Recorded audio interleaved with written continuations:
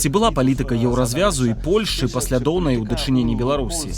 Таму кароткі адказ. Так, палітыка еўрапейскага звязу ў дачыненні да Беларусі да 2020 года была занадта малаактыўная. Я лічу тое, што адбылося ў Беларусі вельмі важным, бо народ, які цягам сотень гадоў пакорліва прымаў выракі гісторыі, выказаўся ў голас.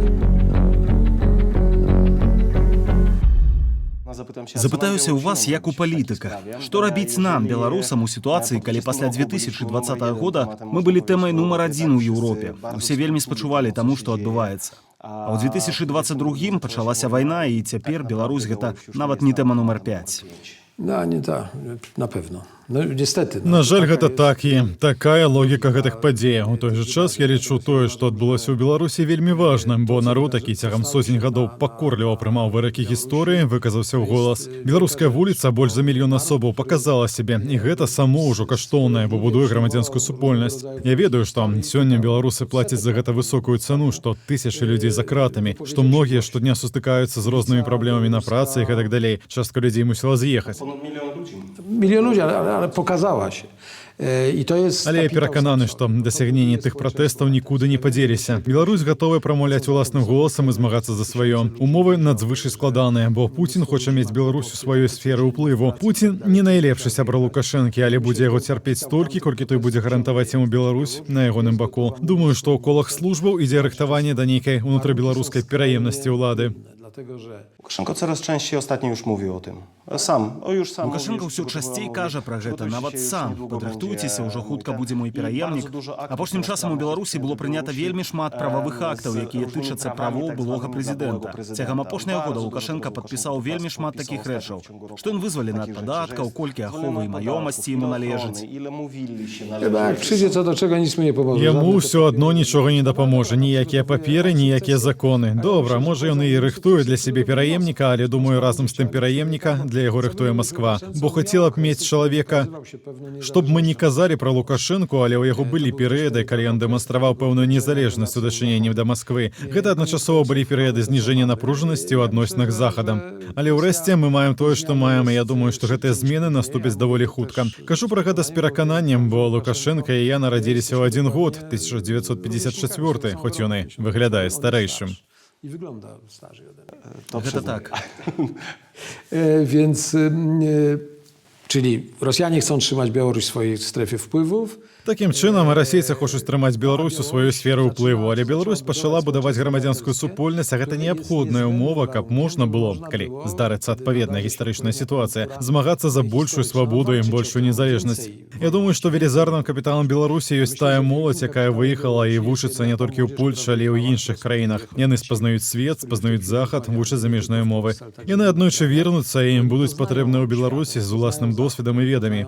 Ці складуцца геапалітычныя ўмовы для такіх зменаў? Складуцца, бо змены ў Крамлі на некаторы прамежак часу адкрыюць акно магчымасцяў. Як іх можна будзе выкарыстаць, мы пабачым, бо я не прарок. Ale важна, каб гэты патэнцыял быў. Ważne, żeby był ten potencjał. Ведаеце, у Польшчы, а мне найпрасцей казаць пра Польшчу, бо я пра яе ведаю найбольш. Калі паглядзець на тыя змены, што адбываліся, як хоць бы з'яўленне салідарнасці ў 1980 годзе, усе гэта падкрэсліваюць і гісторыкі, і палітыкі, і ўдзельнікі тых падзеяў, надзвычай важным быў, па-першае, выбар папы рымскага. Гэта была нечаканасць для ўсіх. Пасля больш як 400 гадоў з італьянцамі на папскім троне яго раптам заняў замежнік, да таго ж паляк. Гэта проста межавала з цудам. Але не сам выбар, бо, вядома, гэта не мела непасрэднага ўплыву, але тое, што папа адзін з першых візітаў зрабіў у Польшчу. І раптам апынулася, што гэтае грамадства ўмее самаарганізавацца, што ўлада не можа перашкодзіць збору мільённых натоўпаў на сустрэчах з папам, што ў гэтым ёсць сіла. І гэтая змучаная маса, якая падавалася здольная ўжо пагадзіцца на ўсё, прамаўляе. І прамаўляе ў голас. Спраўна умее арганізавацца. Я думаю, што падзеі 2020 года гэта той беларускі досвед, які можа стаць падмуркам для наступных падзеяў. Вельмі мала хто ў 2020 верыў, што такое магчыма. Нават большасць палітычных экспертаў тады казала, маўляў, пройдуць, як у 2015 годзе, ніхто не заўважыць, нічога не будзе. І тут раптам бум, выбухнула. А як вы ацэньваеце палітыку еўразвязу? Мы кажам пра тое, што беларусы робяць самі, арганізоўваюцца, але яны таксама разлічваюць на пэўную дапамогу, асабліва ў сітуацыі, якая склалася цяпер з урадам у выгнанні, Святланай Ціханаўскай. Дарэчы, вы з ёю сустракаліся некалькі разоў. Што вы пра яе думаеце? To myślę, że jest dzielną kobietą. Ona jest bardzo taki... Я думаю, што яна адважная жанчына. Яна ў вельмі складанай сітуацыі, бо з аднаго боку ёсць лідарка беларускай апазіцыі, а з іншага дзейнічае ад імя мужа. Гэта не проста і з палітычнага і з псіхалагічнага гледзяшча. Але яна выказваецца вельмі ясна, вельмі добра размаўляе па-англійску, мае разнастайныя кантакты, яна актыўная, я бачу яе ў Варшаве, ў Мюнхене, ў Давосе. І сёння насамрэч неабходна, каб такая актыўнасць была. Таму я пра яе вельмі высокая думкі. Са спадаром Латушкам мы знаёмыя з таго часу, як ён быў амбасадарам тут у Варшаве. Гэта таксама цікавы і мэтанакіраваны палітык. Таму ёсць пэўныя элементы надзеі.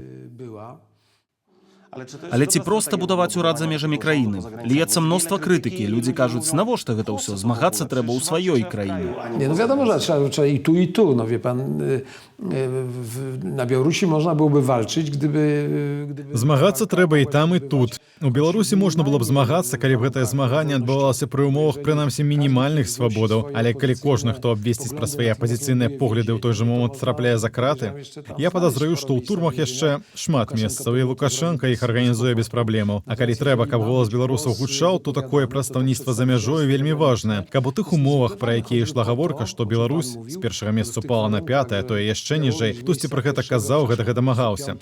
Сёння ніводзін сумленны дэмакратычны палітык не можа сказаць спадарыне Ціхановскай: «У мяне на вас няма часу», ці «Я не буду з вамі сустракацца», бо для яго гэта будзе азначаць самазабойства. Ён мусіць з ёй сустрэцца. Таму гэта трэба рабіць, як і тое, што робіце вы, Белсад, бо сродкаў уплыву на грамадскую думку ў Беларусі і па-за яе межамі трэба як найболей. У польскіх умовах дзейнасць замежных станцыяў, як Сводная Еўропа, BBC, Голас Амерыкі і гэтак далей, што працавалі па-польску, таксама тычылася не ўсіх 100% грамадства, але нейкіх групаў, якія пазней рабіліся распаўсюднікамі праўдзівай інфармацыі. Ведаю, што вы хацелі бы пачуць ад мяне нешта аптымістычна, але я скажу рэалістычна. Шлях Беларусі да свабоды ў заходнім разуменні надзвычай цяжкі. Напэўна, доўгі і шмат залежыць ад чыннікаў, на якія вы не маеце ўплыву. Напрыклад, якой будзе тая перадышка ў Расіі, ці наогул будзе магчымасць выказаць незалежніцкія настроі ў розных рэспубліках, бо на сённяшні дзень яна цалкам адсутнічае. Задам вам яшчэ некалькі пытанняў. Ці была палітыка еўразвязу і Польшчы паслядоўнай у дачыненні Беларусі? No od razu powiem, nie była konsekwentna, ja mam o to sporo pretensji. Скажу адразу, не была. У мяне на гэты конт шмат прэтэнзій, і я думаю, што еўрапейскі звяз мусіў дзейнічаць больш актыўна яшчэ перад вайной. У адносінах еўрапейскага звязу і Беларусі ёсць дзве цэзуры. Першая – гэта 2020 год, задушэнне пратэстаў, сфальсіфікаваныя выбары і іхныя наступствы. Другая – 2022 год, вайна, расійскі напад на Украіну. На сённяшні момант мы размаўляем у абсалютна іншых умовах. Але да таго часу еўрапейская актыўнасць мусіла быць большай. Бо Лукашенка – гэта партнёр, які падманвае. Ён не самы надзейны суразмоўцаў, а я з ім знаёмы і нешта на гэты конт ведаю. Але трэба было быць больш актыўнымі. Я шмат пра гэта казаў у інтэрв'ю, і ў сваёй кніжцы Радослаў Сікорскі са мной палемізуе, кажучы, што гэта, пэўна, нічога б не дало. Не ведаю, ці так гэта, бо лічыцца толькі вынік. Але, на маю думку, трэба было спрабаваць. Таму кароткі адказ. Так, палітыка еўрапейскага звязу ў дачыненні да Беларусі да 2020 года была занадта малаактыўная. Ці адрозніваюць у Польшчы і ў Еўропе, не ведаю, ці вы зможаце адказаць за ўвесь захад, сённяшні рэжым Беларусі ад беларускага народу? Бо я ведаю, што ў дачыненні Расіі звычайна кажуць, расійскі народ у большасці падтрымлівае Пуціна. То бок, ці ёсць розніца паміж народам і рэжымам? Ёсць, вядома, бо гаворка ідзе пра сітуацыю пасля 2020 года. А да гэтага не было? Было складана. Скажу шчыра, я не ведаю, якія былі сапраўдныя вынікі прэзідэнцкіх выбараў у Беларусі. Гэта ведаюць толькі тыя, хто лічыў, але мяркую, што некалькіх выбараў Лукашенка сапраўды выйграў. Я не ўпэўнены, што пасля першых выбараў ён далей толькі фальсіфікаваў. Я сам бачу, што стыль Лукашэнкі, такога бацькі, які паляпвае па плячы, клапоціцца, каб у Менску і іншых гарадах было чыста, каб калгаснікі рабілі ўсё як належыць. Памятаю, як ён паказваў міністру сельскай гаспадаркі, на колькі пальцаў трэба ўзараць тое поле. Гэты стыль цягам пэўнага часу падабаўся, пакуль не вырадзіўся. Бо першы час свайго кіравання Лукашенка меў бачанне абмежаванай, але суверэннасці Беларусі. Пасля, пад канец кіравання Ельцына, ён падобна паверыў, што можа згуляць вялікую ролю ў саюзе Беларусі і Расіі. Ён вельмі хацеў стаць на яго чале, хоць гэта і была надзвычай наіўна. А пазней Лукашенка перайшоў на тую стадыю, дзе клапоціцца толькі пра ўладу. І гэта напраўду трагедыя. Бо кожны кіраўнік, калі думае толькі пра ўладу, перастае думаць пра справы дзяржаўныя і грамадзянаў, робіцца замкнёным, бо жыве ў коле сваіх службаў, якія мусяць дапамагчы яму ўтрымаць гэтую ўладу. Я абсалютна ўпэўнены, што адрозніваць рэжым Лукашэнкі і беларускі народ трэба, і гэтай розніцы варта трымацца. І беларускі народ, асабліва голасам маладога пакалення, мусіць паказваць і прамаўляць, што ён думае, чаго хоча, на што спадзяецца. Якімі вы бачыце ў ідэале адносіны Беларусі і Польшчы ў будучыні? Ну, праз 5-10 гадоў. За 5-10 lat. Wie, no to zależy od tego, jak się sytuacja będzie rozwijać. Jeżeli Białoruś... Гэта залежыць ад таго, як будзе развівацца сітуацыя. Калі Беларусь атрымае хоць нейкі шанец на сваю суверэннасць, я думаю, што адносіны мусяць актывізавацца. Нам патрэбны эканамічныя кантакты, мы ўзаемна зацікаўленыя ў гандлі і транзіце, бо абедзве краіны адносна роўныя і месцяцца на шляхах паміж усходам і захадам. У нас шмат агульных інтарэсаў, але для пачатку трэба вывесці з палітычна патавай сітуацыю. Бо не можа быць так, што Лукашенка саджае людзей у турмы, мы крычым, што іх трэба вызваліць, яму ўсё адно. Людзі сядзяць далей, пачынаючы ад польскага журналіста Падшобута. Так не ўдасца пабудаваць ніякіх стасункаў. Што будзе пасля Лукашэнкі, хоць бы лепей, што будзе пасля Пуціна. Я думаю, што на пару гадоў трохі лепей. І можа тады будзе шанец вярнуцца да лепшых стасункаў. А няма нейкіх гістарычных падзелаў, якія могуць нас... Z Białorusią nie. Ja myślę, że z Białorusią to jest...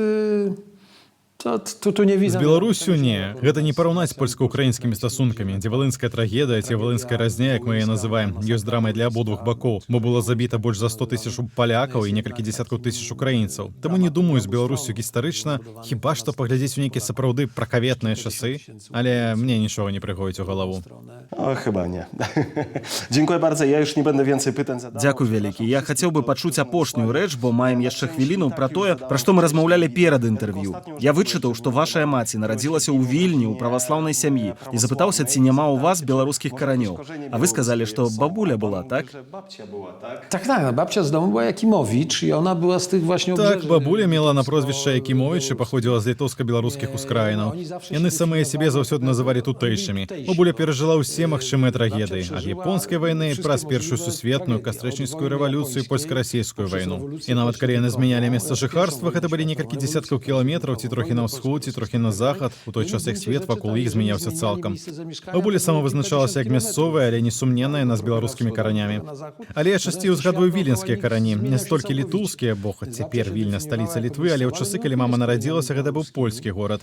Такім чынам яна належала да польскай супольнасці тых, хто нарадзіўся ў Вільні. І я памятаю, што мама заўсёды вельмі пратэставала, бо ў яным пашпарце, атрыманым у ПНР, было напісана «Нарадзілася ў Вільні», а ў дужках СССР. І мама заўсёды абуралася. У якім СССР? Я нарадзілася ў Вільні. Пасля вайны КДБ перасяліла іхную сям'ю, бацькоў маёй мамы, брата і 2 сясцёр у Польшу. А вы некалі размаўлялі з бабуляй? Шматкроць. Бабуля жыла з намі ад нараджэння маёй малодшай сястры і дапамагала маёй маме. Babcia pomagała mojej mamie i mieszkała z nami. Яна размаўляла па-польску?